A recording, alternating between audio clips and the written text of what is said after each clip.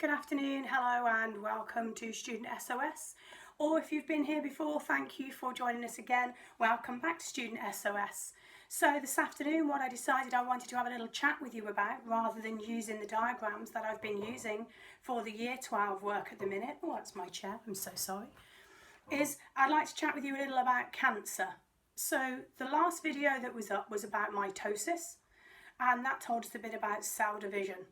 The next video that's coming is on meiosis.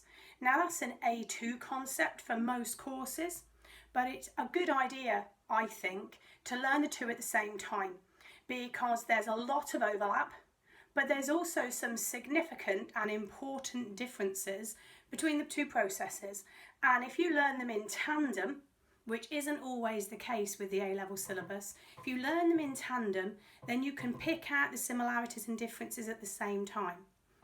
So it's really important to make sure that you have a little look at the two of those together.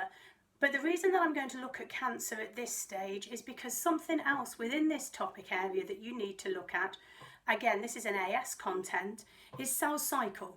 So we're going to talk about cell cycle first, which is AS content, and then we're going to take a little look at cancer. Now cancer can be found in all A-level syllabi, but to differing extents and with different focuses. So I'm going to talk really generally about cancer. I'm not going to talk about the specifics of having cancer or cancer treatments today. That's not really within the remit of what I'm looking at. I'm just going to look at the molecular mechanism of cancer and how it occurs. So some of this content will be valid for A-level candidates. Some of it will go beyond your A-level specifications. Some of you may simply be interested in this.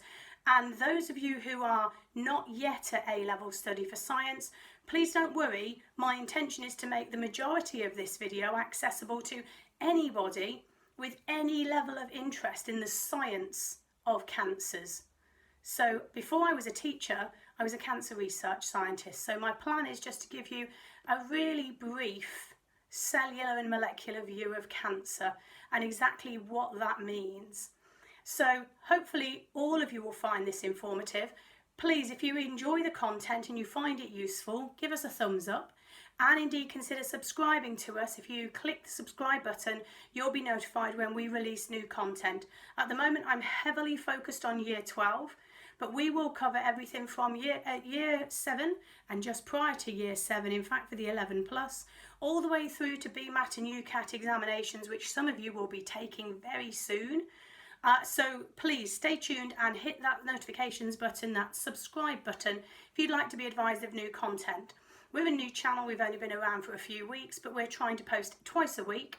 And so hopefully we'll find something that you will find interesting. If you have questions about this video, please put them down below in the comments and I'll answer all of the questions that you have. Okay, so cell cycle, mitosis is a tiny fragment of the cell cycle. It's about 10% from normal human cells. 10% of their life is spent doing mitosis or cell division. Now that's really difficult to understand because we focus hugely on mitosis and not so much about on the rest of the life of a cell, the other 90% of the time. There are good reasons for this. Of course, different cells have different roles, they perform different functions, they last different lengths of time, etc., etc. So we don't look at individual cell types and specifically what their individual functions look like in all cases. We have some examples like nerve cells in the upper sixth and muscle cells, but we don't want to look at those in lots of detail. So mitosis is really important. What you also need to know from cell cycle, however, is we have mitosis, and then cells can go into quiescence, or you might know it as G0, but quiescence is the other word that we use for this, and it simply means that the cells stop cycling. They don't cycle anymore, they go, there's enough of them, and they carry on their business, and they do not continue to cycle. This is really important. We only want cells to replicate when we need more of them. And cells are signalled to produce more cells depending on where they are in the body and what's happened, whether there's been damage, whether they're growing. It doesn't matter what it's for, replacing cells that have died. They are signalled to make new cells. So this is a natural process, but it happens to varying extents at different times in different parts of the body and indeed in different bodies. So if you regularly injure yourselves, lord and gentlemen, you know who you are, then therefore you'll have much more cell cycle in osteoclasts, they're your bone cells, and indeed red blood cells and blood vessel refixing, so endothelial cells, all of these things are going to need more mitosis. So if we assume we've got a cell in cycle, we have then two checkpoints. We have a G1 checkpoint and a G2 checkpoint. So G1 checkpoint checks the DNA after mitosis to ensure that separation has happened appropriately. So mitosis produces two identical daughter cells, and these two cells need to be genetically identical, otherwise we're going to have problems. So the DNA is checked at the G1 checkpoint to ensure that that's the case. If we assume that that is, then we move into S phase DNA replication, or synthesis phase, why it's called S phase. And the DNA is replicated in the way that you already know about. There'll be a video coming up soon on that to go with transcription and translation. But DNA replication occurs within the cell, and then we get a second checkpoint, G2 checkpoint. And the G2 checkpoint is responsible for making sure DNA replication has happened accurately. So we check the DNA to make sure that both copies are correct, that they're identical, that they are intact, and that's the G2 checkpoint. And if that's correct, then we move through to M phase, or mitosis again. And so we carry on until we have enough cells of the particular type that we're replicating. So far, so straightforward. Now, even at A level, you do not look in any great detail at exactly what happens at checkpoints. But checkpoints have proteins. So the way I like to think about this is if you're at the airport and you're going through baggage check and they're checking you, you're going through the scanners, and if you're unlucky they'll pat you down, and so they will check to make sure that you don't have anything that you're not supposed to have on you to get onto a plane. If you imagine the checkpoint proteins at G1 and G2 doing the same thing, they are checking the DNA for its integrity, ensuring that it's doing what it needs to do, and if it isn't, then it will ask it or signal it to go and repair itself. So if we have DNA damage, that is not necessarily the end of the game. We have very sophisticated DNA repair mechanisms which you need to know nothing about at any stage up until the end of A level. That's a university level idea. Depending on what you study at university, if you become a scientist, you'll learn about all kinds of DNA repair. Even bacteria have DNA repair mechanisms. They are less sophisticated than ours, but they exist. So what will happen is that if there's a problem at G1 or G checkpoint, then there are proteins that have checked this, and they will label DNA and ask it to go and get repaired. Now it can duly go and do this, and the repair mechanisms may or may not work, but the DNA, then the cell comes back through cell cycle, it goes to G1 and G2 checkpoints, and they take a look and they check if the correction has been made, the repair has been made.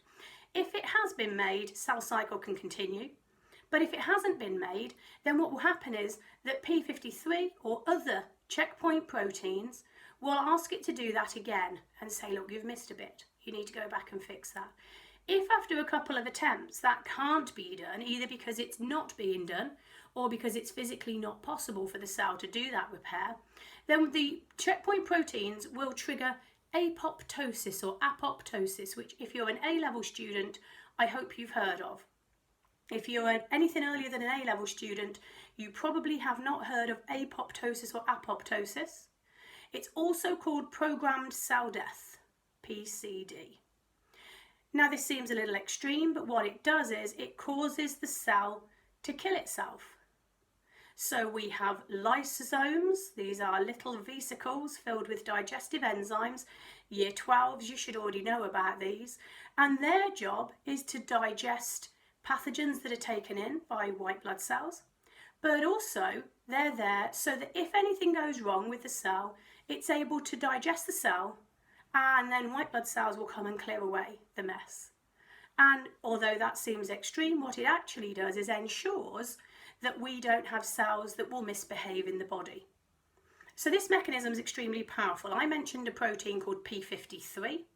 P53 has been implicated in about 75% of cancers. How does that work? Well, let me explain. If you have a functioning p53 and other checkpoint proteins, the process I've just described is what will happen. However, if for some reason there's a mutation in one or indeed both copies of a p53 gene within a cell, now what it will mean is that you'll either have a non-functioning p53, so it'll turn up, but it will have had a couple of shandies, or it will be asleep on the job after a heavy night, and it won't be able to do its job properly. It may pick up some of the mutation, the mistakes, and it may not. It may request DNA repair, and it may not.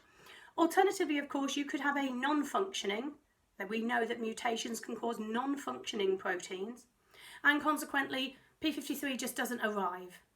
It's either never made or a truncated, so shortened version of it is made, but it never gets to where it needs to be within the checkpoint. And there are a handful, at least, of other genes that we have that do these checkpoint roles. So at A-level, what you'll know is there are two groups. You should have heard of oncogenes or proto-oncogenes and then oncogenes, and indeed tumour suppressor genes. So p53 is a tumour suppressor gene. And it does exactly what it says it does. It suppresses tumours. It checks the integrity of the DNA.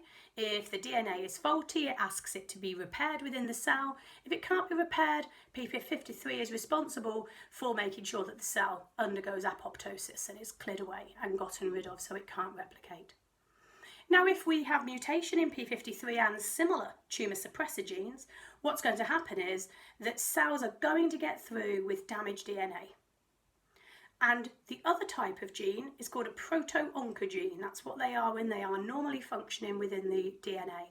Now, proto-oncogenes control when cells are told to divide. I mentioned a few minutes ago that cells are asked to divide for growth and repair, but they need to be triggered to do that. They need not to be doing this all of the time. And so we make sure that we trigger that to happen using the proteins coded for by proto-oncogenes. Now, if proto-oncogenes become mutated, then they become or can become oncogenes. Oncogenes are basically genes that therefore the protein is made all the time, and that's asking the cell to divide constantly. What we now have is cells that misbehave. Cancer is simply cells that don't behave appropriately. So the cells will go through cell cycle. If they have oncogenes activated, they will cycle continuously, not when they're triggered to, but whenever they like. And if they have tumour suppressor genes that are mutated, they will also allow DNA to pass through the checkpoints G1 and G2, and they won't be checked for the integrity of the DNA. So DNA mistakes will happen. What tends to happen now is that the cell cycle becomes deregulated. It goes ahead much more quickly, which means you're likely to pick up more mutations, and therefore the cell will continue to cycle because of the presence of oncogenes, and you can begin to see how tumours form. Tumours are small masses initially of cells which continue to grow, and they grow out of control. There's some terrifying statistics attached to cancer. Depending on where you live in the world and all kinds of other characteristics, you are about 1 in 2 of the people on the planet are likely to develop cancer at some point in their lifetime. That's a really scary number. However, it is worth keeping in mind that cancer is no longer considered to be the death sentence that people used to see it as. We have fantastic treatments for cancer now which are evolving all the time. They become less invasive, they have fewer side effects, and consequently, if we have good diagnoses which happen early, which I know has been a problem over the last 18 months, but nonetheless, if we have good diagnoses that happen early, then the chances of successful treatment of many cancers is really very, very high. So it's not something to be fearful of, but it is important to understand a little about how it works. We know that not just one mutation causes cancer, and that we believe a multi-hit hypothesis is the way. Therefore, you're going to have to accumulate a number of mutations. This begins to explain why cancers, in the main, are seen in older people.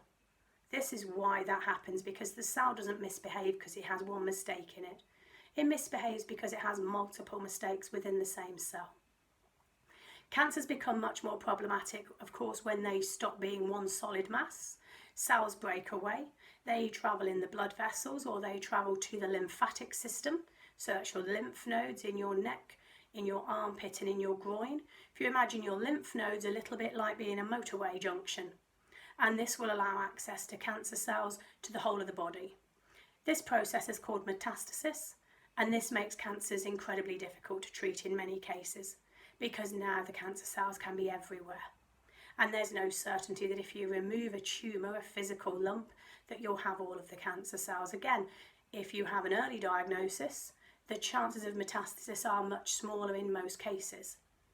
So that goes ahead and concludes what you would need to know for your A level in terms of cell cycle, but also in terms of cancer and its molecular mechanism. I hope that you found this useful. Once again, please like this video if you thought it was useful this afternoon. Please consider subscribing. We can notify you of any new content that happens. It is not just A-level content. We're covering from the 11 plus through to medical students who are looking to do UCAT and BMAT. And also we have a Patreon account. Please find the details of that below and consider joining us for exclusive content and also discounts on one-to-one sessions. Thanks very much for your time this afternoon. Have a great day. Bye-bye.